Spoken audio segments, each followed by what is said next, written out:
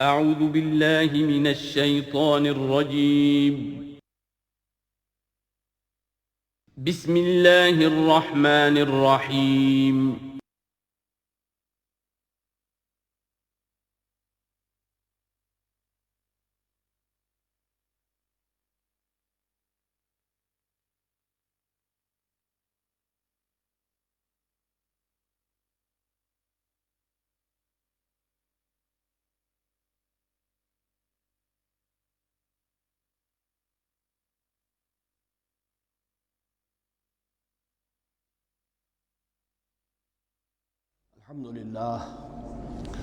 الحمد للہ وکفی والصلاة والسلام علی عباده الذین اصطفى اما بعد فاعوذ باللہ من الشیطان الرجیم بسم اللہ الرحمن الرحیم وَإِذْ قَالَ رَبُّكَ لِلْمَلَائِكَةِ إِنِّي جَاعِلٌ فِي الْأَرْضِ خَلِيفَةً قالوا وتجعل فيها من يفسد فيها ويسفك الدماء ونحن نسبح بحمدك ونقدس لك قال إني أعلم ما لا تعلمون صدق الله العظيم رب اشرح لي صدري ويسر لي أمري واحلل عقدة من لساني يفقهوا قولي۔ جیسا کہ میں نے عرض کیا تھا، سورہ بقرہ کے پہلے 4 رکوع نہایت اہم ہیں، نہایت جامع ہیں۔ پہلے 2 رکوعوں میں 3 قسم کے انسانوں کی وضاحت کی گئی، 3 قسم کے کردار کے نقشے کھینچ دیے گئے۔ تیسرے رکوع میں قرآن مجید کی دعوت کا خلاصہ آ گیا، توحید فی العقیدہ، توحید فی العمل، یعنی عبادت اللہ کی، ایمان بالرسالت، قرآن مجید کو منزل من اللہ کلام ماننا۔ اس میں اگر شک ہے تو جو بھی چیلنج تھا، اگر واقعتاً تمہیں شک ہے، حقیقت میں شک نہیں ہے، لیکن جیسا کہ تم کہہ رہے ہو کہ تمہیں شک ہے تو کوشش کرو اس کے مقابلے کی ایک صورت بنانا ہو۔ پھر آخرت، جنت اور دوزخ، ان دونوں کا تذکرہ ہو گیا۔ پھر ایک خاص مسئلہ جو قرآن مجید کے اسلوب پر اعتراض کی شکل میں آیا کہ اس میں مچھر جیسی حقیر شے کا بھی تذکرہ ہے، اس کی حکمت بیان کر دی گئی کہ تشبیہ اور تمثیل میں ظاہر بات ہے کہ ممثل لہو اور ممثل بہی میں مناسبت چاہیے۔ جس چیز کے لیے تمثیل بیان کی جا رہی ہے، جس شے سے تمثیل بیان کی جا رہی ہے، ان میں مناسبت ہونی چاہیے، اس میں عظیم یا حقیر کا کوئی سوال نہیں۔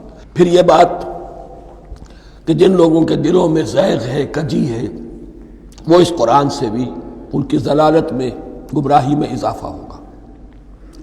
جو لوگ طالب حق ہیں ان کو یہ قرآن مجید ہدایت دے گا، اور کن کو اللہ گمراہ کرتا ہے؟ جو سرکش ہے، جو نمبر 1 اللہ سے جو عہد کر کے دنیا میں آئے تھے اس کی خلاف ورزی کر رہے ہیں اور صلہ رحمی کے بجائے قطع رحمی کرتے ہیں۔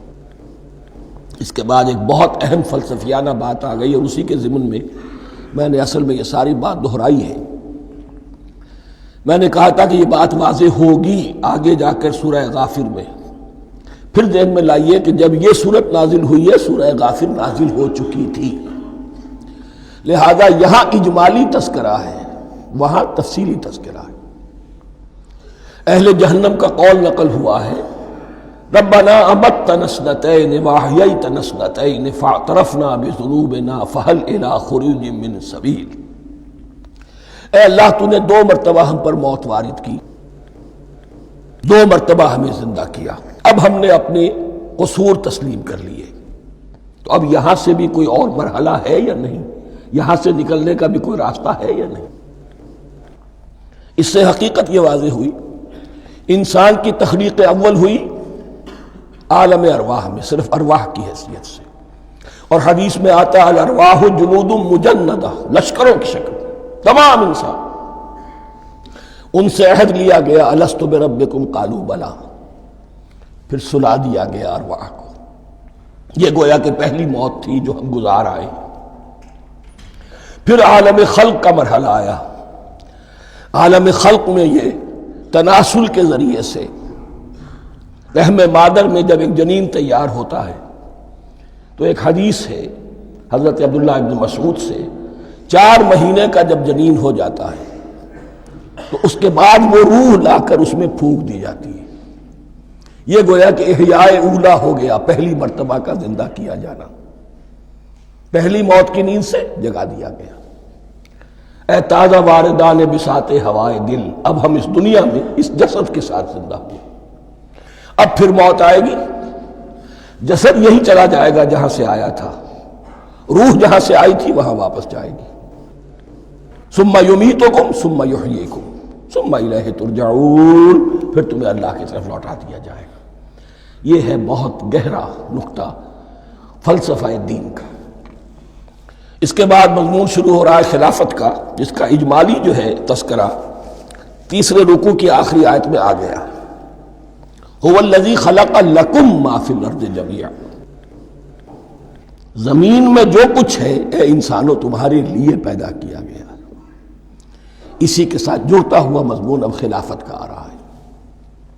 وَإِذْ قَالَ رَبُّكَ لِلْمَلَائِكَةِ إِنِّي جَاعِلٌ فِي الْأَرْضِ خَلِيفَةً، اور یاد کرو جب کہ کہا تھا تمہارے رب نے فرشتوں سے میں بنانے والا ہوں زمین میں ایک خلیفہ. اب خلیفہ کی حقیقت کو سمجھیے. خلیفہ کسے کہتے ہیں؟ نائب. عام طور پر لوگوں کو مغالطہ ہوتا ہے کہ خلیفہ جانشین جو ہے وہ تو کسی کے موت کے بعد ہوتا ہے، زندگی میں تو نہیں ہوتا. لیکن یہاں اصل میں ہمارے لیے بہت آسان ہے. انسان کی جو اصل حقیقت ہے اس دنیا میں، اس کو سمجھنے کے لیے یوں سمجھیے کہ ہم آج سے 50 سال پہلے انگریز کے غلام تھے. ہمارا بادشاہ یا ملکہ انگلستان میں تھا یا تھی. دہلی میں وائس رائے ہوتا تھا. وائس رائے کا کام کیا ہے؟ جو حکم آیا ہے ہز میجسٹیز گورنمنٹ کا یا ہر میجسٹیز گورنمنٹ کا جو حکم آیا ہے بلا چون و چرا، بغیر کسی تغیر اور تبدل کے نافذ کرے. ہاں جہاں کوئی حکم وہاں سے نہیں ہے تو یہاں کے حالات میں بہترین اپنی رائے قائم کرے، غور و فکر کرے یہاں کی مصلحتیں کیا ہے. جو چیز بھی امپائر کی مصلحت میں ہو اس کے مطابق فیصلہ کر سکتا ہے. بین ہی یہی رشتہ ہے. اللہ ہے لیکن اللہ نے اپنے آپ کو غیب کے پردے میں چھپا لیا ہے. زمین پر انسان ہے. اب انسان کا کام یہ ہے جو ہدایت آ رہی ہے اللہ کی طرف سے اس پر تو بے چون و چرا عمل کرے. جہاں کوئی ایکسپریس ہدایت نہیں ہے، کوئی واضح ہدایت نہیں ہے، وہاں اپنے بیسٹ ججمنٹ کو ایکسرسائز کرے. اسی کا نام اجتہاد ہے. غور و فکر کرے، سوچے، اور جو بات روح دین کے زیادہ سے زیادہ مطابقت رکھنے والی ہو اس کو اختیار کر لے. بین ہی یہی رشتہ ہے در حقیقت رشتہ خلافت کہ جو اللہ اور انسان کے مابین ہے. اب یہ جو دی گئی ہے یہ حیثیت تمام انسانوں کو دی گئی ہے. پوٹینشلی ہر انسان اللہ کا خلیفہ ہے. لیکن جو اللہ کا باغی ہو جائے، جو خود حاکمیت کا مدعی ہو گیا، گویا کہ وہ باغی ہے. اب اگر شاہ جہان بادشاہ تھا، اس کا کوئی ولی عہد تھا، اور ولی عہد جو ہے صبر نہیں کر سکتا، اپنے باپ کی زندگی ہی میں بغاوت کر دیتا ہے، حکومت حاصل کرنا چاہتا ہے، تو اب وہ کیا ہے؟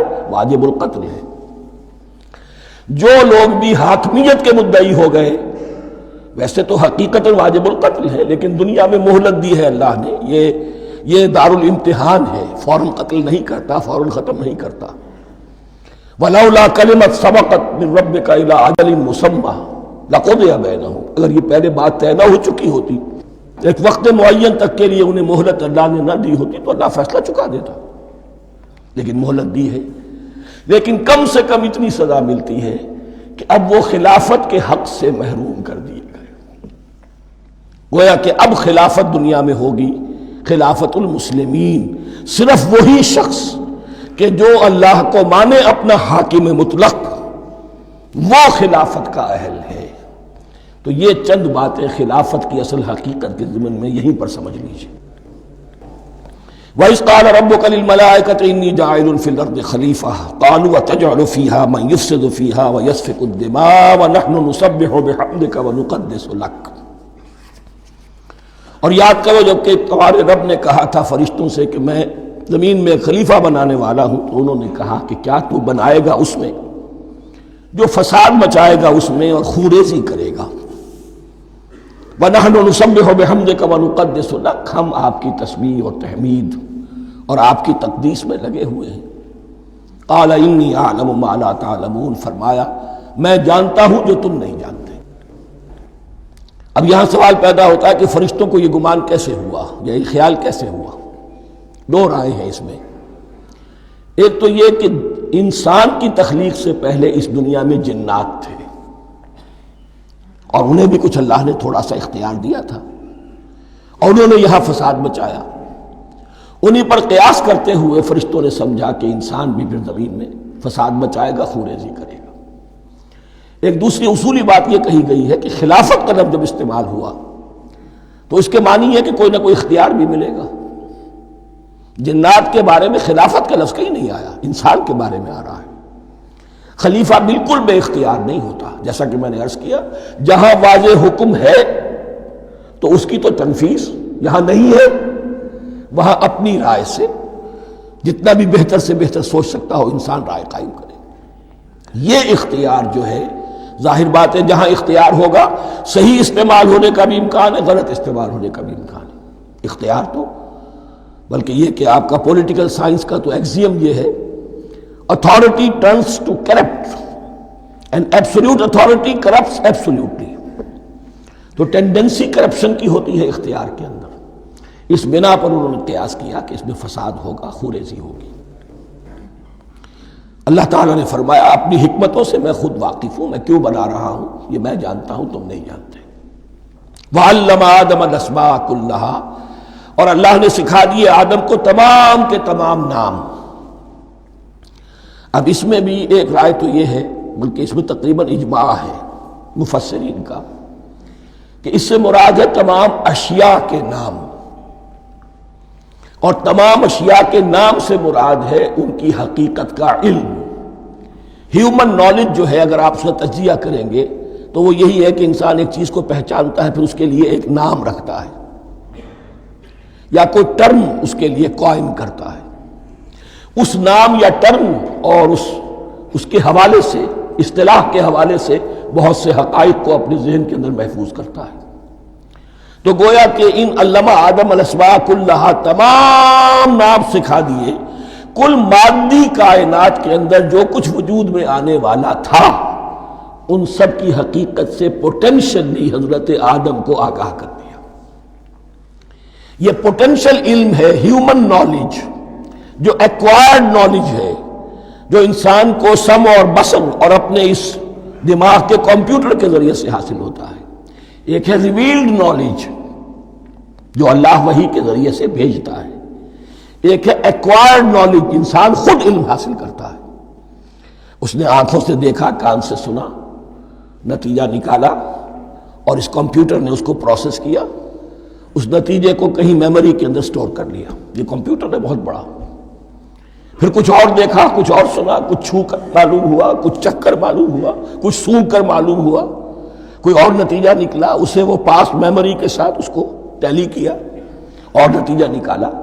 اس طرح رفتہ رفتہ ان السمع والبصر والفؤاد کل اولئک کان عنہ مسئولا، یہ ایکوائرڈ نالج تین چیزوں سے انسان کو حاصل ہو رہا ہے، سماعت، بصارت اور یہ عقل، جو فائدہ اخذ کرتی ہے، جو اس کو پروسیس کرتی ہے، اس تمام جو سینس ڈیٹا اس کو مہیا ہوتا ہے سینس آرگنز کے ذریعے سے۔ یہ علم ہے جو پوٹینشلی حضرت آدم کو دے دیا گیا۔ اس کی ایکسفولیشن ہو رہی ہے، اب درجہ بدرجہ وہ علم پھیل رہا ہے، بڑھ رہا ہے، اور بڑھتے بڑھتے کہاں تک پہنچے گا ہم کچھ نہیں کہہ سکتے۔ کہاں سے کہاں پہنچ گیا انسان۔ اس نصف صدی کے اندر علم انسانی میں جو ایکسپلوژن ہوا ہے، میں اور آپ اس کا تصور تک نہیں کر سکتے۔ اکثر بڑے بڑے جو سائنسدان ہیں انہیں تصور نہیں ہے، اس لیے کہ ایک شخص اپنی لائن فزکس کے بارے میں جانتا ہے کیا کچھ ہو گیا، یا فزکس کی بھی کسی شاخ کے بارے میں جانتا ہے، باقی دوسری جو لائن ہے اسے کچھ پتہ نہیں۔ اسپیشلائزیشن کا دور ہے، لہذا جو ایکسپلوژن کہا جائے، دھماکہ ہوا ہے علم کا، اس کا کوئی اندازہ نہیں ہے ہمارے پاس۔ اور کس تیزی کے ساتھ وہ چیز آگے بڑھ رہی ہے، کس تیزی کے ساتھ ایک چیز آج جو ایجاد ہوئی چند دنوں کے اندر اندر اس کے بعد اس کا نیا کوئی ورشن آ جاتا ہے اور یہ چیز جو ہے آبسولیٹ ہو جاتی ہے۔ کمیونیکیشن کے اندر جو انقلاب عظیم برپا ہوا ہے، تو آپ یہ سمجھیے کہ اقبال نے جو شعر کبھی کہا تھا کہ عروج آدم خاکی سے انجم سہمے جاتے ہیں کہ یہ ٹوٹا ہوا تارا مہ کامل نہ بن جائے، اور یہ مہ کامل بنے گا کب؟ جب دجال کی شکل اختیار کرے گا۔ دجال کون ہوگا؟ جو ان تمام قواعد طبیعہ کے اوپر قابو پا لے گا، جب چاہے گا جہاں چاہے گا بارش برسائے گا، رزق کے تمام خزانے اپنے ہاتھ میں لے لے گا، جو اس کے اوپر ایمان لائے گا اسی کو ملے گا، کسی اور کو نہیں ملے گا، اس کی آواز پوری دنیا میں سنائی دے گی، وہ چند دنوں کے اندر پوری دنیا کا چکر لگا لے گا۔ یہ ساری چیزیں جو حدیث میں دجال کے بارے میں آئی ہیں وہی اسی علم آدم ایکوائرڈ نالج کے اس حد کو پہنچ جانا کہ وہ ٹوٹل مسٹریز نیچر کی جو ہے وہ اس پر منکشف ہو جائے اور ان قواعد طبیعہ کو وہ ہارنس کر لے، قابو میں لے آئے اور انہیں استعمال کرے۔ کبھی جب ہمارے کسی بہت 200-300ویں کوئی پیڑھی میں کوئی ہمارے جد امجد ہوں گے جنہوں نے کوئی چٹان دیکھی کہ گری، پتھر پر پتھر ٹکرایا تو آگ اس میں سے شعلہ نکلا، اس کا یہ مشاہدہ کافی ہو گیا آگ پیدا کرنے کے لیے۔ پتھروں کو ٹکراؤ آگ پیدا کر لو، یہ اس دور کی سب سے بڑی ایجاد تھی، آگ، انرجی۔ اب وہ انرجی کہاں سے کہاں پہنچی، وہ آگ نے بھاپ کی شکل اختیار کی، پھر ہم نے بجلی ایجاد کی، اور کب کیا ہے ایٹمک انرجی ہے اور نہ معلوم کیا کیا ہے، واللہ اعلم۔ ان تمام چیزوں کا تعلق ہے خلافت ارضی کے ساتھ، لہذا فرشتوں کو جو بتایا گیا وہ یہ ہے کہ آدم کو علم بھی دیا جا رہا ہے، صرف اختیار ہی نہیں دیا جا رہا، علم دیا جا رہا ہے۔ وَعَلَّمَ آدَمَ الْأَسْمَاءَ كُلَّهَا ثُمَّ عَرَضَهُمْ عَلَى الْمَلَائِكَةِ، پھر ان تمام اشیاء کو پیش کیا فرشتوں کے سامنے۔ فَقَالَ أَنبِئُونِي بِأَسْمَاءِ هَؤُلَاءِ، اور فرمایا کہ مجھے بتاؤ ان چیزوں کے نام، ان کنتم صادقین، اگر تم سچے ہو۔ قالوا سبحانک لا علم لنا الا ما علمتنا، انہوں نے کہا پروردگار تو پاک ہے ہر نقص سے، ہر عیب سے، ہر ضعف سے، ہر احتیاج سے، مبرہ ہے، منزہ ہے، اعلیٰ ہے، ارفع ہے۔ لا علم لنا الا ما علمتنا، ہمیں کوئی علم حاصل نہیں سوائے اس کے جو تو نے ہمیں سکھا دیا ہے۔ اس کی تعبیر یہی بہتر معلوم ہوتی ہے کہ ملائکہ کی حیثیت در حقیقت اس کائناتی جو حکومت ہے اللہ کی، آفاقی حکومت،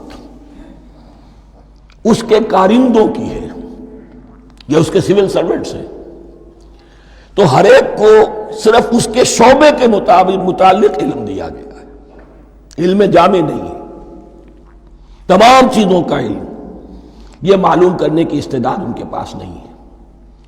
کوئی فرشتہ فرض کیجئے بارش کے اوپر مامور ہے، کوئی پہاڑوں پر مامور ہے، جس کا ذکر سیرت میں آتا ہے کہ جب طائف میں حضور پر پتھراؤ ہوا ہے تو اس کے بعد ایک فرشتہ حاضر ہوا ہے کہ میں ملک الجبال ہوں، اللہ نے مجھے پہاڑوں پر مامور کیا ہوا ہے، آپ اگر فرمائیں تو جن لوگوں نے آپ کو ستایا ہے، یہ جو طائف جن دو پہاڑوں کے درمیان یہ وادی ہے، ان کو آپس میں ٹکرا دو کہ یہ پس کر اور سرما بن جائے۔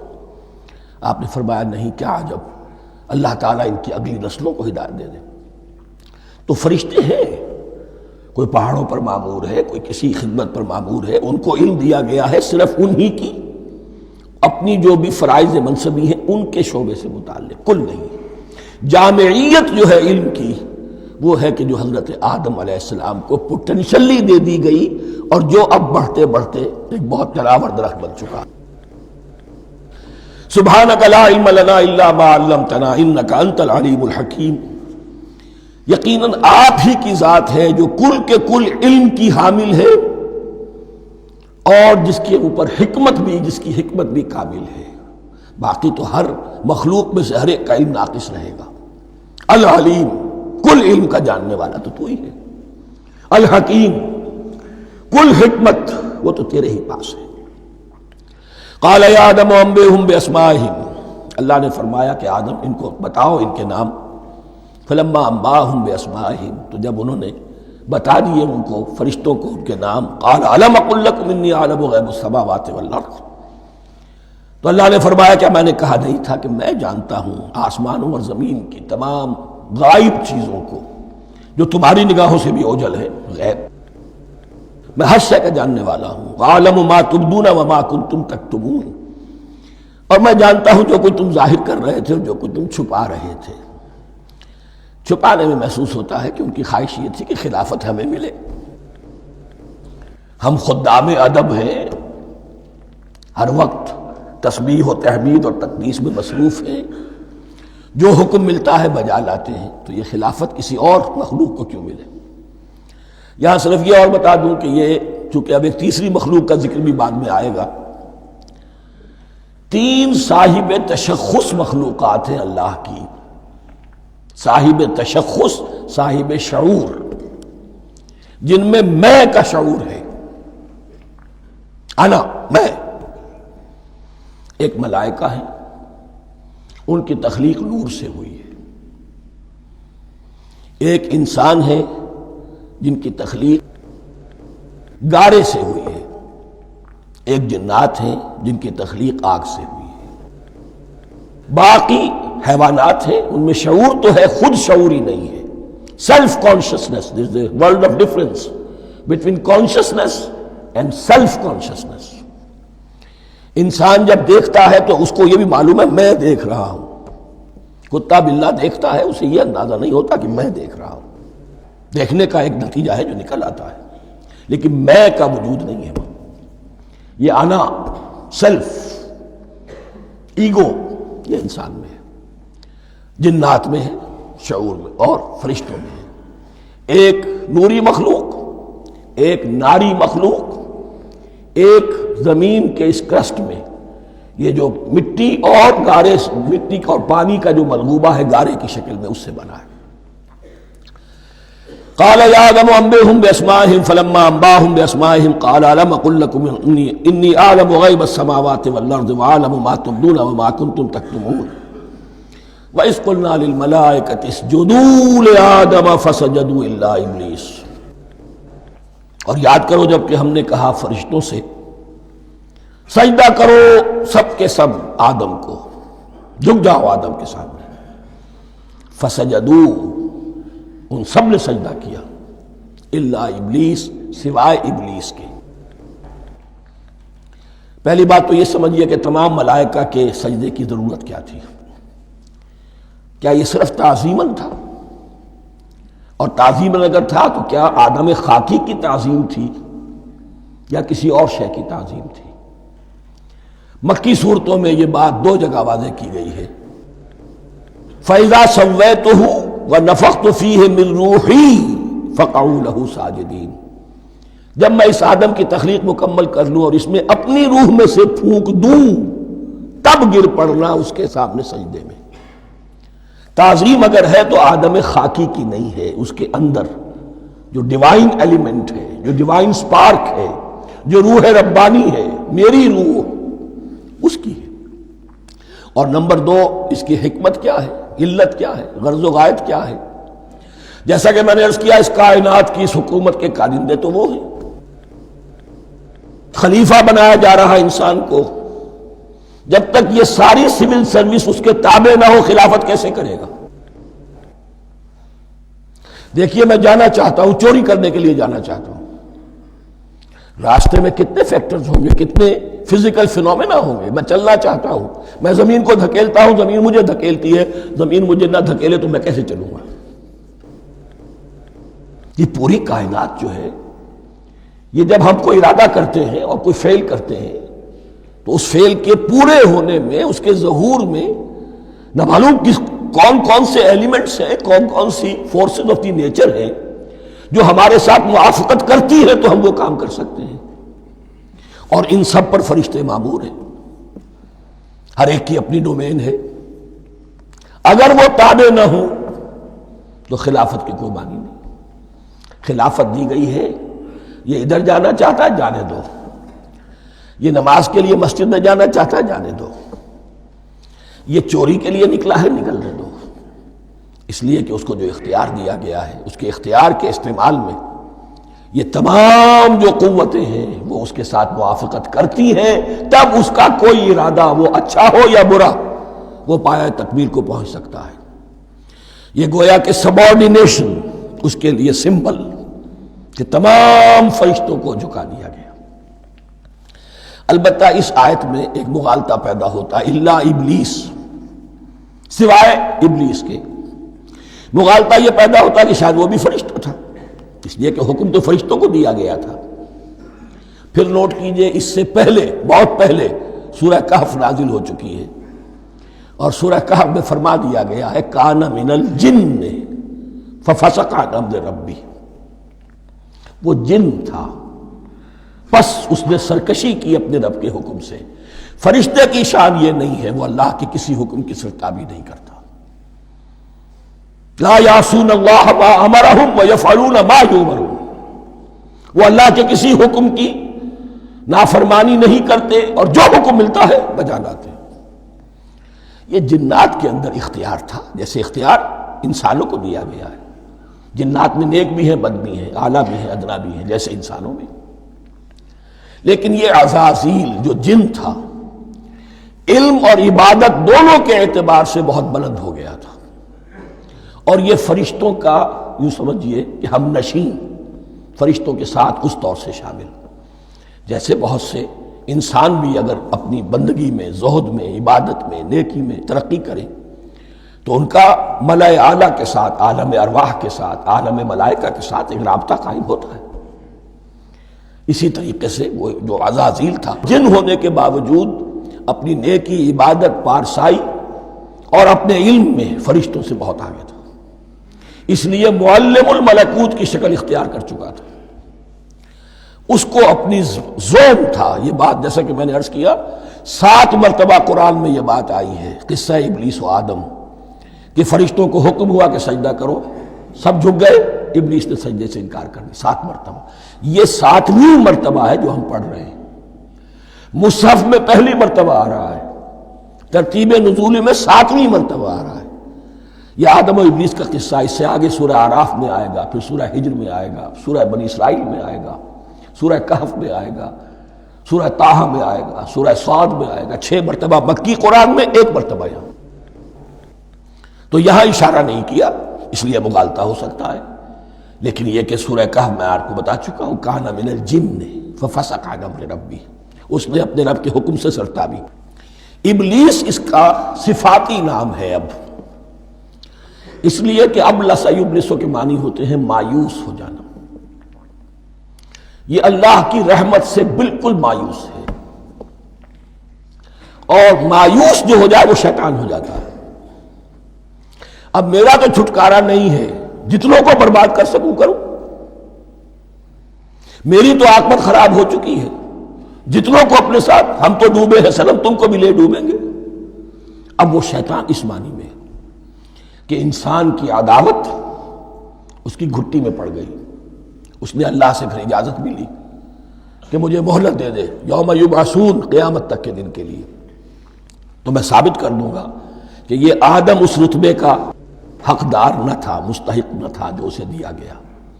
انا خیر منہ، میں اس سے بہتر ہوں۔ خلقتنی من نار وخلقتہ من طین، تو نے مجھے آگ سے بنایا، اسے گارے سے بنایا۔ لیکن یہ تکبر ہے در حقیقت کہ جس نے اسے راندہ درگاہ حق کر دیا۔ وَإِذْ قُلْنَا لِلْمَلَائِكَةِ اسْجُدُوا لِآدَمَ فَسَجَدُوا إِلَّا إِبْلِيسَ أَبَىٰ وَاسْتَكْبَرَ، ابا اس نے انکار کیا، واستکبر اور تکبر کیا، استکبار کیا، وَكَانَ مِنَ الْكَافِرِينَ۔ کانا عربی زبان میں 2 طرح کا ہوتا ہے، تامہ، ناقصہ۔ ایک معنی یہ ہو سکتے ہیں کہ ہو گیا، اب اپنے اس استکبار اور انکار کی وجہ سے کانا من الکافرین، وہ کافروں میں سے ہو گیا۔ ایک کانا تامہ ہوتا تھا ہی کافروں میں سے، یعنی اس کے اندر سرکشی چھپی ہوئی تھی، اب ظاہر ہو گئی۔ یہ معاملہ ہوتا ہے، کسی شخص کی بدنیت ہی اس کے اوپر پردے پڑے رہتے ہیں نیکی کے، زہد کے، کسی خاص وقت میں آ کر وہ ننگا ہو جاتا ہے، اور جو اس کے اندر تھا اصل، اس کی حقیقت، وہ سامنے آ جاتی ہے۔ اس کا امکان ہے، تو دونوں معنی اس کے ہو سکتے ہیں۔ وَقُلْنَا يَا آدَمُ اسْكُنْ أَنْتَ وَزَوْجُكَ الْجَنَّةَ، اور ہم نے کہا کہ اے آدم رہو تم اور تمہاری بیوی جنت میں۔ اب یہ جنت کون سی ہے؟ اکثر حضرات کے نام کر کے نزدیک یہ جنت کہیں آسمان ہی میں تھی، آسمان ہی میں حضرت آدم کی تخلیق ہوئی۔ البتہ یہ سب مانتے ہیں کہ ایک وہ جنت الفردوس جو ہے جس میں جانے کے بعد پھر واپس نکلنے کا کوئی امکان نہیں، یہ وہ جنت نہیں ہے جس میں کہ آخرت میں لوگوں کو جا کر داخل ہونا ہے، اس میں داخل ہونے والے کے نکلنے کا کوئی امکان نہیں۔ ایک رائے یہ بھی ہے، میرا رجحان اس رائے کی طرف ہے، تخلیق آدم اسی زمین پر ہوئی ہے، وہ جن مراحل سے گزری ہے تخلیق وہ ایک علیحدہ مسئلہ ہے۔ بایولوجی اور وحی دونوں اس پر متفق ہیں کہ مٹی سے، کرسٹ آف دی ارتھ سے انسان بنا ہے، اس پر اتفاق ہے، قرآن کا بھی اور بایولوجی کا بھی، جدید علم الحیوانات کا بھی، علم الحیات کا۔ سٹیجز کیا ہیں اس میں اختلاف ہو سکتا ہے، اس کو چھوڑ دیجئے، وہ اس وقت کا بحث نہیں۔ یہی کسی اونچے مقام پر کوئی سرسبز و شاداب علاقہ تھا جہاں حضرت آدم کو رکھا گیا، کہ جہاں ہر طرح کے میوے تھے، ہر شے، لا تظمأ فیہا ولا تضحا، نہ اس میں بھوک لگے گی نہ دھوپ تمہیں ستائے گی، ہر طرح کی چیز تمہیں فراہم ہے۔ وہاں رکھے گئے ہیں صرف ایک ڈیمانسٹریشن کے لیے کہ انہیں نظر آ جائے کہ شیطان میرا دشمن ہے، وہ مجھے ورغلائے گا، طرح طرح سے میرے اندر وسوسہ اندازی کرے گا، میرے اور میری اولاد کے، صرف ایک ڈیمانسٹریشن۔ اس کی مثال یوں سمجھیے کہ سلیکشن تو ہو گیا، سی ایس پی گریڈ میں کوئی شخص آ گیا ہے، لیکن اب وہ سول سروس اکیڈمی میں رکھا جا رہا ہے۔ تو یہ کوئی اکیڈمی ہو سکتا ہے اسی زمین پر ہو، صرف بتانا یہ تھا کہ تمہیں معلوم ہو جائے کہ یہ شیطان تمہارا دشمن ہے۔ اس لیے کہ اس میں جو ایک لفظ حبوط کا آ رہا ہے، وہ حبوط صرف ایک ہی معنی میں نہیں ہوتا، دوسری معنی میں بھی ہے، واللہ عالم۔ یہ چیزیں پھر متشابہات میں رہیں گی، اس لیے ان کے بارے میں کوئی ایک رائے دوسری رائے، اس کے لیے ذہن سے، عقل سے بات کر کے ایک یا دوسری رائے اختیار کر سکتے ہیں۔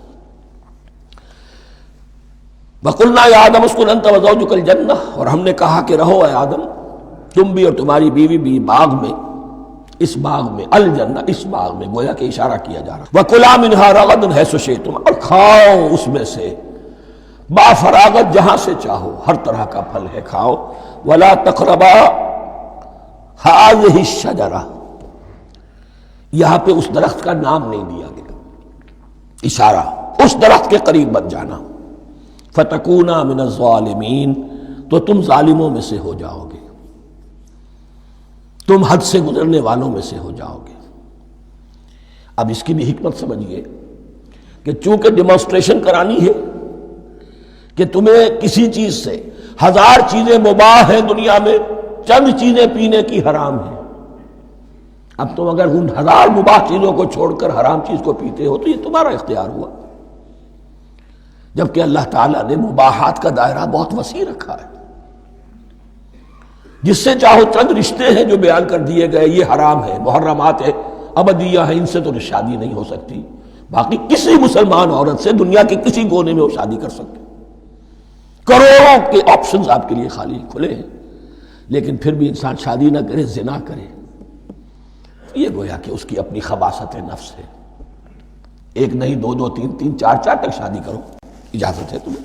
تو اس اعتبار سے مباحات، اب یہ پورا باغ تمہارے لیے مباح ہے، بس ایک درخت ہے اس کے پاس نہ جانا، اور درخت کا نام لینے کی کوئی ضرورت نہیں، تو آزمائش تھی نا، صرف ایک آزمائش اور اس کی ڈیمانسٹریشن۔ فَأَزَلَّهُمَا الشَّيْطَانُ عَنْهَا، تو پھسلا دیا ان دونوں کو شیطان نے اس درخت کے بارے میں۔ اب وہ کس کس طریقے سے پھسلایا، یہ بھی جیسا کہ میں نے عرض کیا 6 مرتبہ چونکہ یہ قصہ آ چکا ہے، اس کی آپ کو سورہ طٰہٰ میں تفصیل ملے گی، کس کس طریقے سے پھسلایا اور اس بات کے لیے تیار کیا۔ فَأَخْرَجَهُمَا مِمَّا كَانَا فِيهِ، تو نکلوا دیا ان دونوں کو اس کیفیت میں سے جس میں کہ وہ تھے، وہ کیفیت کہ نہ کوئی مشقت ہے نہ کوئی محنت ہے، اور انسان کو ہر طرح کا اچھے سے اچھا پھل مل رہا ہے، تمام ضروریات فراہم ہیں، خاص کوئی حلہ جنت ہے جس کا کہ لباس بھی عطا کیا گیا ہے، لیکن ان کیفیات سے اب نکال کر، اب جسے آپ کہیں گے bitter facts of life، اچھا اب جاؤ، یہ ڈیمانسٹریشن کرنی تھی، ہو گئی۔ شیطان تمہارا دشمن ہے، تمہارا اور تمہاری نسل کا، شیطان لعین، اور وہ تمہیں پھسلائے گا جیسے آج پھسلایا ہے۔ تم آگاہ رہنا اس کی شرارتوں سے۔ ان الشیطان لکم عدو فاتخذوہ عدوا، یہ شیطان تمہارا دشمن ہے، اسے اپنا دشمن ہی سمجھو۔ لیکن یہ ہے کہ اگر کچھ لوگ اسے دوست بنا لیں، اس کے ایجنٹ بن جائیں، اس کے کارندے بن جائیں، یہ ان کا چوائس ہے جس کی سزا انہیں ملے گی۔ فَأَخْرَجَهُمَا مِمَّا كَانَا فِيهِ وَقُلْنَا اهْبِطُوا بَعْضُكُمْ لِبَعْضٍ عَدُوٌّ، اور ہم نے کہا اترو، تم سب ایک دوسرے کے دشمن ہوگے۔ اب یہ چونکہ جمع کا صیغہ آیا ہے، ایک دوسرے کے دشمن ہوگے، تو ایک دشمنی تو شیطان اور آدم اور ذریت آدم کی ہے، ایک اور دشمنی بھی ہے جو انسان میں مرد اور عورت کے مابین ہے۔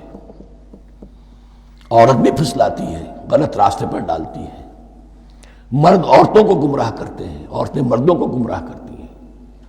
قرآن مجید میں کہا گیا یا ایھا الذین آمنوا ان من ازواجکم واولادکم عدوا لکم فاحذروہم، اہل ایمان چوکنے رہو، چوکس رہو، تمہاری بیویوں اور اولاد میں سے تمہارے دشمن ہیں، بچ کر رہو، کیپ الرٹ،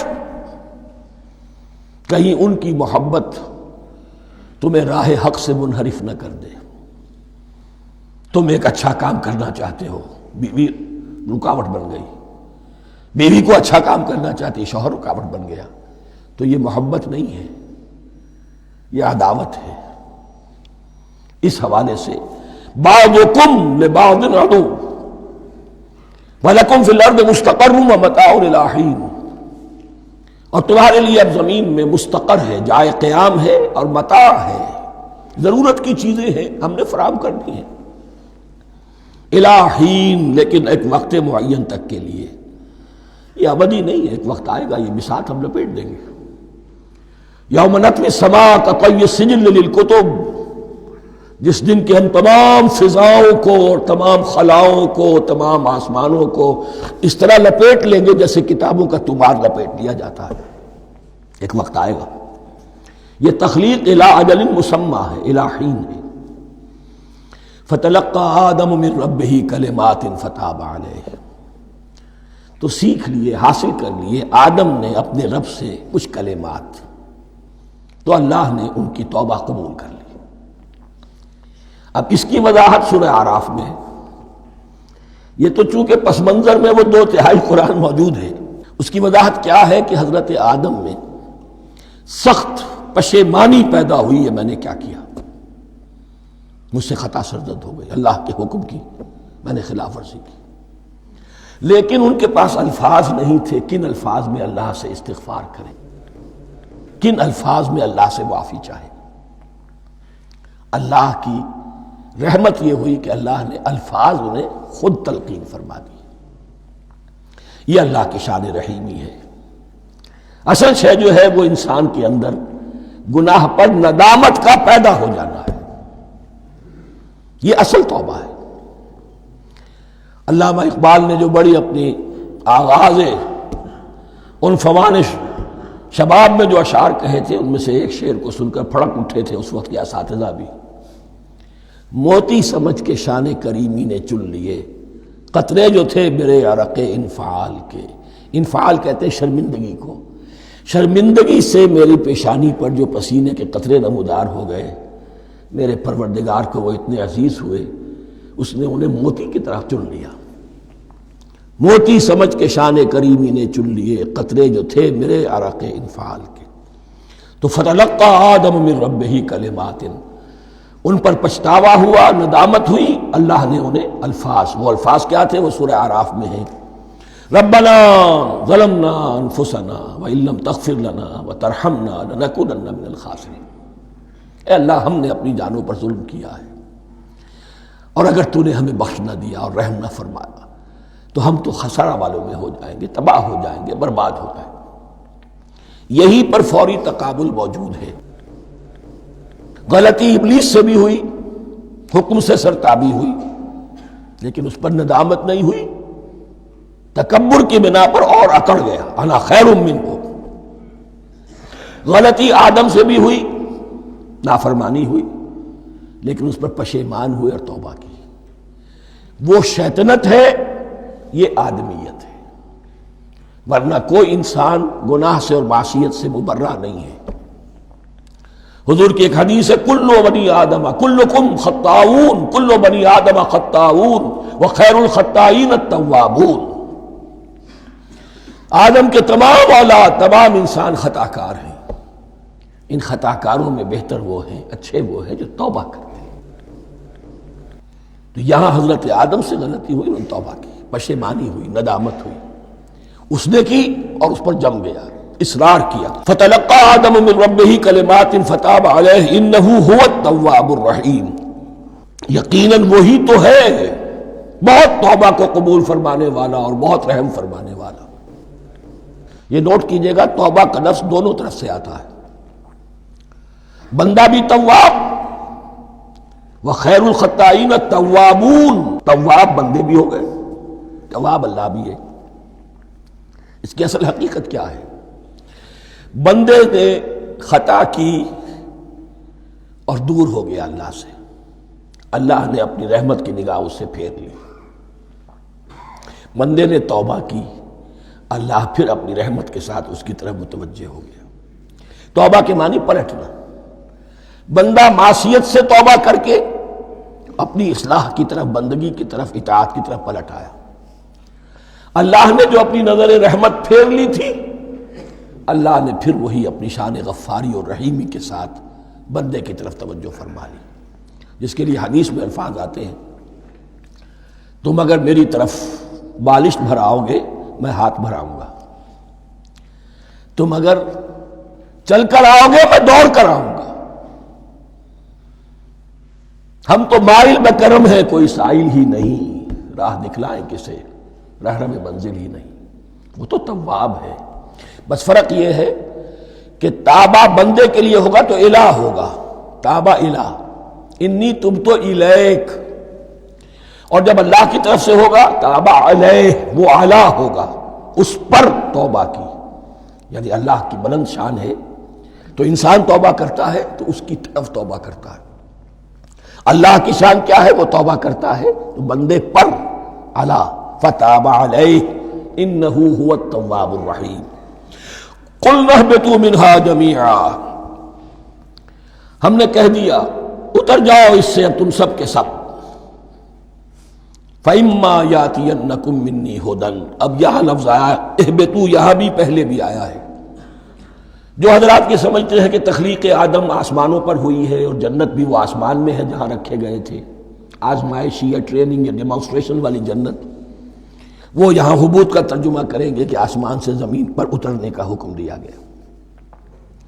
جو لوگ سمجھتے ہیں یہی کسی بلند مقام پر تھے، وہ کہتے ہیں کہ نیچے اترو، کسی بڑی اونچی سطح مرتفع پر اگر کوئی جگہ تھی تو اب نیچے اترو اور جاؤ، اب تمہیں زمین میں ہل چلانا پڑے گا، اب روٹی حاصل کرنے کے لیے یہ جو نعمتوں کے دسترخوان یہاں بچھے ہوئے تھے یہ اب تمہارے لیے نہیں ہے۔ اس کے لیے اس معنی میں اس لفظ کا استعمال جو ہے وہ آ جائے گا آگے چل کر اسی سورہ بقرہ کے اندر، کہ اس معنی میں بھی سورہ بقرہ کے 7ویں رکوع میں یہ لفظ استعمال ہوا ہے، تو امکان اس کا بھی ہے۔ بس اس سے آگے ادھر یا ادھر کی زیادہ بحث کرنے کا یہ موقع دورہ ترجمہ قرآن میں نہیں ہے۔ قُلْ اهْبِطُوا مِنْهَا جَمِيعًا فَإِمَّا يَأْتِيَنَّكُم مِّنِّي هُدًى فَمَن تَبِعَ هُدَايَ فَلَا خَوْفٌ عَلَيْهِمْ وَلَا هُمْ يَحْزَنُونَ، تو جب بھی آئے گی تمہارے پاس میری جانب سے کوئی ہدایت، تو جو کوئی میری ہدایت کی پیروی کرے گا اس کے لیے نہ خوف ہوگا اور نہ وہ حزن سے دوچار ہوگے۔ یہ ہے علم انسانی کا دوسرا گوشہ، ریویلڈ نالج۔ اس چوتھے رکوع کی جو حسن ہے اسے دیکھیے، شروع میں ایکوائرڈ نالج کا ذکر ہے جو پوٹینشلی حضرت آدم کی ذات میں رکھ دیا گیا، اور جو انسان نے پھر اپنی محنت سے ان السمع والبصر والفؤاد اس کے ذریعے سے آگے بڑھایا۔ یہ علم ہے چل رہا ہے، آج مغربی اقوام ہم سے بہت آگے ہیں، کبھی ایک زمانے میں مسلمان آگے نکل گئے تھے، لیکن ظاہر بات ہے کہ اس دنیا میں عروج تو انہی کو ہوگا جو ان چیزوں میں سب سے زیادہ جس کی آگہی حاصل ہوگی۔ البتہ ایک علم وہ ہے جو آسمان سے نازل ہوتا ہے، یہ گیون ہے، ریویلڈ نالج ہے، یہ وحی ہے۔ فَإِمَّا يَأْتِيَنَّكُم مِّنِّي هُدًى، تمہارے مقام خلافت کا تقاضا یہ ہے جو احکام ہمارے آئے، جو ہدایات ہم بھیجیں، ان کو تو پوری طریقے سے اس کی پیروی کرو۔ فَمَن تَبِعَ ہدایا، تو جو کوئی بھی میری ہدایت کی پیروی کرے گا، فَلَا خَوْفٌ عَلَيْهِمْ وَلَا هُمْ يَحْزَنُونَ وَالَّذِينَ كَفَرُوا، اور جو ناشکری کریں گے، کفر کریں گے، انکار کریں گے، وَكَذَّبُوا بِآيَاتِنَا، اور ہماری آیات کو جھٹلائیں گے، فَأُولَٰئِكَ أَصْحَابُ النَّارِ هُمْ فِيهَا خَالِدُونَ، تو وہ جہنمی ہوں گے، آگ والے ہوں گے، اس میں ہمیشہ ہمیشہ رہیں گے۔ یہ ہے گویا کہ چارٹر، اس نوع انسانی کو جو ابدی چارٹر اللہ نے دیا ہے، جبکہ زمین کا چارج دے دیا گیا خلیفہ کی حیثیت سے۔ یہاں یہ 4 رکوع جو ہے سورہ بقرہ کے، جو میں نے عرض کیا تھا، قرآن کی دعوت، قرآن کا بنیادی فلسفہ، اس پر یہ جام ہے، اور یہ مکی صورتوں کے مضامین کا خلاصہ۔ اب یہاں سے شروع ہو رہا ہے 5ویں رکوع سے مسلسل 10 رکوع، مسلسل خطاب ہے بنی اسرائیل سے۔ البتہ ان میں ایک تقسیم ہے، پہلے رکوع میں دعوت ہے۔ دعوت جب ہوتی ہے تو آمادہ کرنا، تشویق، ترغیب، دل جوئی، نرمی، یہ دعوت کے اجزاء لا ينفک ہیں، اس کے بغیر دعوت مؤثر نہیں ہوتی۔ لہذا ان 7 آیات میں یہ یوں سمجھیے کہ ان 10 رکوعوں کے لیے یہ بمنزلہ فاتحہ ہے، جیسے سورہ فاتحہ 7 آیتوں کی، ایسے ہی اس دعوت سابقہ امت مسلمہ کو دعوت دی جا رہی ہے۔ تو کس طرح دی جا رہی ہے؟ یہ کون تھے؟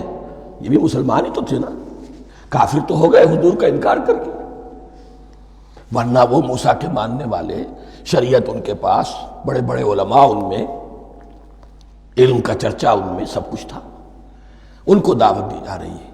لیکن میں اس لیے آپ کو چاہتا ہوں، اس کو توجہ دلا رہا ہوں، آج اگر مسلمانوں میں جو غافل ہو گئے، اپنی حقیقت کو بھول گئے، اپنے فرض منصبی سے غافل ہو گئے، دنیا کے اور قوموں کی طرح کی ایک قوم بن کر رہ گئے، اگر کوئی ایک داعی گروہ کھڑا ہو، کوئی جماعت، کوئی فرد، اور اس سے جماعت بنے، تو ظاہر بات ہے سب سے پہلے اسے اسی امت کو دعوت دینی ہوگی، اس لیے کہ دنیا تو اسلام کو پہچانے گی اس امت کے حوالے سے۔ فزیشن ہیل بائی سیلف، پہلے یہ تو ٹھیک ہو، یہ کہیں پر صحیح اسلام کا نمونہ پیش کرے تو دنیا کو دعوت دے سکو گے، آؤ دیکھو یہ ہے اسلام۔ اس لیے ان کو جو دعوت دینے کا اسلوب ہونا چاہیے وہ عکس ہوگا اس اسلوب کا جو ان 7 آیات میں ہمارے سامنے آ رہا ہے۔ یا بنی اسرائیل اذکروا نعمتی التی انعمت علیکم، اے بنی اسرائیل، اسرائیل کو سمجھ لیجئے یہ مرکب لفظ ہے، اسر اسی سے اسیر بنا ہے، اسیر جو کسی کا قیدی ہوتا ہے، ایل عبرانی میں اللہ کے لیے ہے، اور اسرائیل کا ترجمہ ہے عبداللہ، اللہ کا غلام، اللہ کے ساتھ بندھا ہوا اس کی اطاعت کے قلاتے کے اندر۔ تو یہ اسرائیل یہ لقب ہے حضرت یعقوب علیہ السلام کا، ان کے 12 بیٹے تھے، 12 بیٹوں سے جو نسل چلی وہ بنی اسرائیل ہے، انہی میں حضرت موسیٰ کی بعثت ہوئی اور تورات انہیں دی گئی، پھر یہ ایک بہت بڑی امت بنے۔ ان پر 4 ادوار آ چکے تھے قرآن مجید کے نزول کے وقت، 2 مرتبہ اللہ کی رحمت کی بارشیں ہوئیں، انہیں عروج نصیب ہوا، 2 مرتبہ ان کو دنیا پرستی، شہوت پرستی، اللہ کے احکام کو پس و پیش ڈال دینے کی سزا میں عذاب کے کوڑے ان پر برسے۔ اس کا ذکر آئے گا سورہ بنی اسرائیل کے پہلے رکوع میں۔ اس وقت جب کہ قرآن نازل ہو رہا ہے، اس وقت وہ اپنے اس زوال کے دور میں تھے۔ حال یہ تھا کہ حضور صلی اللہ علیہ وسلم کی بعثت سے پہلے ہی 2nd ٹیمپل بھی شہید کیا جا چکا تھا، گرایا جا چکا تھا۔ حضرت سلیمان نے جو بنایا تھا ہیکل سلیمانی، جس کو یہ 1st ٹیمپل کہتے ہیں، اسے نیبوکدنضر نے گرا دیا تھا حضرت مسیح سے بھی کئی سو سال پہلے۔ لیکن اس کے بعد پھر یہ رومنز نے سن 70 عیسوی میں حضور کی ولادت سے 500 برس پہلے ان کا یہ یروشلم تباہ و برباد ہوا، اس میں لوگوں کو قتل کیا گیا، قتل عام ہوا، اور سیکنڈ ٹیمپل جو ہے وہ بھی گرا دیا گیا، جو اب تک گرا پڑا ہوا ہے۔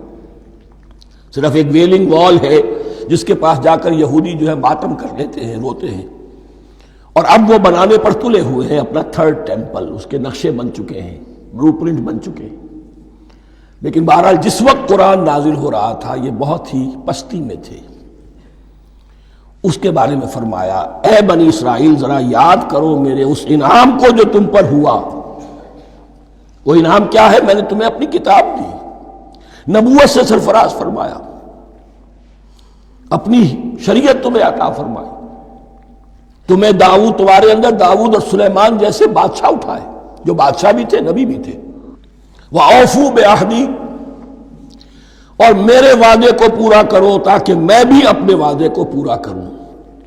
یہ وعدہ ہے جو کتاب استثناء جو ہے اولڈ ٹیسٹمنٹ کی، ڈیوٹرانومی، اس کے 18ویں باب کی آیت نمبر 18 اور 19 میں ہے۔ حضرت موسیٰ سے خطاب کر کے اس میں اللہ نے یہ الفاظ فرمائے، میں ان کے بھائیوں میں سے تیرے مانند ایک نبی برپا کروں گا اور اس کے منہ میں اپنا کلام ڈالوں گا، اور وہ وہی کچھ بتائے گا جو میں اس سے کہوں گا۔ یہ گویا کہ حضرت موسیٰ علیہ السلام کی امت کو بتایا جا رہا تھا کہ نبی آخر الزماں آئیں گے اور تمہیں انہیں قبول کرنا ہے۔ قرآن مجید میں اس کا بڑا تفصیلی ذکر سورہ اعراف میں آئے گا انشاءاللہ، لیکن یہاں فرمایا اوفوا بعہدی اوف بعہدکم، تم میرا عہد پیرا پورا کرو، میرے اس نبی کو تسلیم کرو، اس پر ایمان لاؤ، اس پر کی صدا پر لبیک کہو، تو میں تمہیں میرے انعام و اکرام اور بڑھتے چلے جائیں گے۔ وَإِيَّايَ فَارْهَبُونَ، اور صرف مجھ سے ڈرو۔ وَآمِنُوا بِمَا أَنزَلْتُ مُصَدِّقًا لِمَا مَعَكُمْ، اور ایمان لاؤ اس پر جو میں نے نازل کیا ہے، جو تمہارے پاس جو تورات ہے اس کی تصدیق کرتے ہوئے آیا ہے۔ اس کے دو معنی ہے، ایک تو قرآن تصدیق کرتا ہے تورات کی اور انجیل کی، فیہا ھدی و نور، فیہ ھدی و نور، اور دوسرے یہ کہ قرآن اور محمد صلی اللہ علیہ وسلم ان پیشین گوئیوں کے مصداق بن کر آئے ہیں جو تورات میں تھی، ورنہ وہ پیشین گوئیاں جھوٹی ثابت ہوتی۔ ان کے مصداق کون ہے؟ قرآن اور محمد صلی اللہ علیہ وسلم، یہ دونوں معنی اس کے ہیں۔ وَآمِنُوا بِمَا أَنزَلْتُ مُصَدِّقًا لِمَا مَعَكُمْ وَلَا تَكُونُوا أَوَّلَ كَافِرٍ بِهِ، اور دیکھو تم ہی سب سے پہلے ان کا کفر کرنے والے نہ بن جاؤ۔ تمہیں تو سب کچھ معلوم تھا، تم تو منتظر تھے، تم تو آخری نبی کے انتظار میں تھے اور ان کے حوالے سے دعائیں کیا کرتے تھے کہ اللہ اس نبی آخر الزمان کے واسطے سے ہماری مدد فرما اور کافروں کے مقابلے میں ہمیں فتح عطا فرما۔ یہ آئے گا آگے چل کر اسی سورہ بقرہ کے اندر۔ لیکن اب تم ہی سب سے بڑھ کر کافر ہو گئے، تم ہی سب سے بڑھ کر دشمن ہو گئے۔ وَلَا تَكُونُوا أَوَّلَ كَافِرٍ بِهِ وَلَا تَشْتَرُوا بِآيَاتِي ثَمَنًا قَلِيلًا، اور دیکھو میری ان آیات کے عوض حقیر سی قیمت قبول نہ کرو۔ یہ آیات الہیہ ہیں، ان کو رد کر رہے ہو کس لیے؟ ہماری مسندیں، ہماری حیثیت،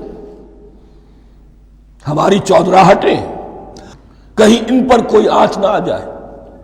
حقیر سی چیزیں، یہ صرف اس دنیا کا سامان ہے، اس کے سوا کچھ نہیں۔ وَلَا تَشْتَرُوا بِآيَاتِي ثَمَنًا قَلِيلًا وَإِيَّايَ فَاتَّقُونِ، اور صرف مجھ سے تقوی اختیار کرو، میرا تقوی اختیار کرو۔ وَلَا تَلْبِسُوا الْحَقَّ بِالْبَاطِلِ وَتَكْتُمُوا الْحَقَّ وَأَنْتُمْ تَعْلَمُونَ، اور نہ گڈمڈ کرو حق کے ساتھ باطل کو، اور مت چھپاؤ حق کو، ذرا حالے کہ تم جانتے ہو۔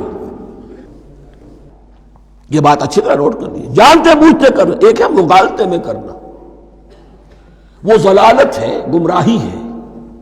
ایک جان بوجھ کر کرنا، حق کو پہچان کر اسے رد کرنا، یہ پھر اللہ تعالیٰ کے غضب کو دعوت دینا ہے، wrath of اللہ، اس کے غضب کو دعوت دینا ہے کہ حق کو پہچان کر اس کی نفی کی جائے۔ وَأَنْتُمْ تَعْلَمُونَ، علماء یہود قرآن مجید میں آگے چل کر آئے گا، ایسے پہچانتے تھے محمد کو اور قرآن کو جیسے اپنے بیٹوں کو، یعرفونہ کما یعرفون ابناہم، ایسے پہچانتے جیسے اپنے بیٹوں۔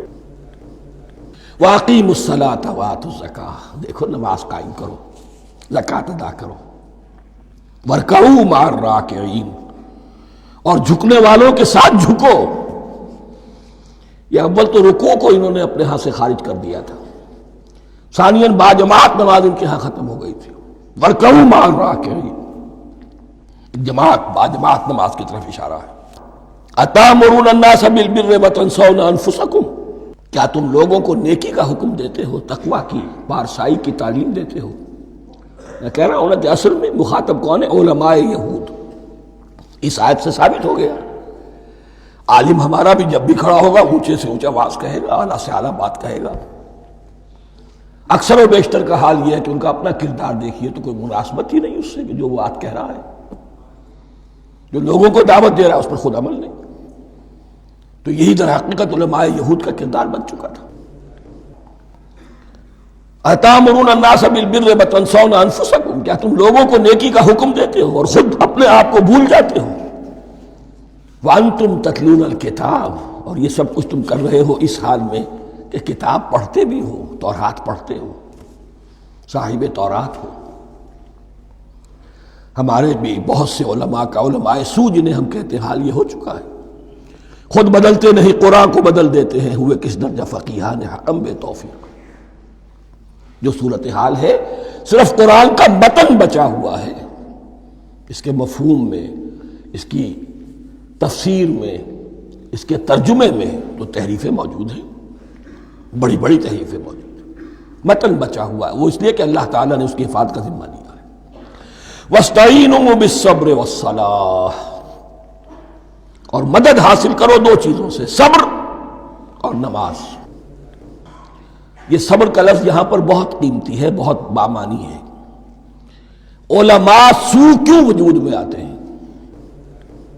جب وہ دنیا کے کتے بن جائیں گے تو دین کو بدنام کرنے والے ہوں گے۔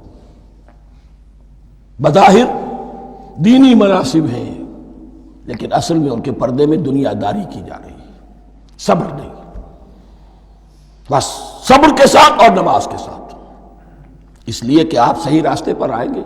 اگر کوئی عالم دین لوگوں پر تنقید کرے گا، لولا ینہاہم الربانیون والاحبار، کیوں نہیں روکتے ان کے علماء اور ان کے اولیاء اور صوفیاء ان کو حرام کھانے سے اور جھوٹ بولنے سے؟ اگر کوئی شخص روکے گا اس کو پھر نذرانے تو نہیں ملیں گے، اس کی خدمتیں تو نہیں ہوگی۔ اگر تو دنیا میں صبر اختیار کرنا ہے تب تو آپ حق بات کہہ سکتے ہیں، اور اگر دنیاوی ایمبیشنز ہیں تو پھر آپ کو کہیں نہ کہیں کمپرومائز کرنا پڑے گا۔ وَاسْتَعِینُوا بِالصَّبْرِ وَالصَّلَاةِ، صبر اور نماز۔ وَإِنَّهَا لَكَبِیرَةٌ، اور یقیناً یہ بہت بھاری شے ہے، بہت بھاری شے ہے۔ عام طور پر خیال یہ ہے کہ انہا کی ضمیر صرف صلاۃ کی طرف جاتی ہے، نماز بہت بھاری ہے۔ ایک رائے یہ ہے کہ نہیں، یہ پورے طرز عمل کی طرف جا رہی ہے، یہ طرز عمل کہ خود صبر کرو، اس دنیا میں صبر کرو، دنیا اور دنیا کے متعلقات میں کم سے کم پر قانع ہو جاؤ، اور حق کا بول بالا کرنے کے لیے میدان میں آ جاؤ، یہ طرز عمل۔ اور اس میں پھر نماز، الصلاۃ عماد الدین۔ وَإِنَّهَا لَكَبِیرَةٌ إِلَّا عَلَى الْخَاشِعِينَ، یہ یقیناً بہت بھاری چیز ہے، یہ روش، یہ رویہ بھی بہت بھاری اور نماز بھی بہت بھاری ہے، سوائے ان خشوع رکھنے والوں کے، ڈرنے والوں کے، جن کے دل جھک گئے ہیں اللہ کے سامنے۔ الذین یظنون انہم ملاقو ربہم، جنہیں یہ یقین ہے کہ انہیں اپنے رب سے ملاقات کرنی ہے، جیسا کہ میں نے شروع میں توجہ دلائی تھی، وبالآخرۃ ہم یوقنون، یہ ایمان بالآخرت ہے جو انسان کو سیدھا رکھتا ہے عمل کے میدان میں۔ الذین یظنون انہم ملاقو ربہم وانہم الیہ راجعون، اور جنہیں یہ یقین ہے کہ بالآخر اسی کی طرف ہمیں لوٹنا ہے۔ بارک اللہ لی ولکم فی القرآن العظیم ونفعنی وإیاکم بالآیات والذکر الحکیم۔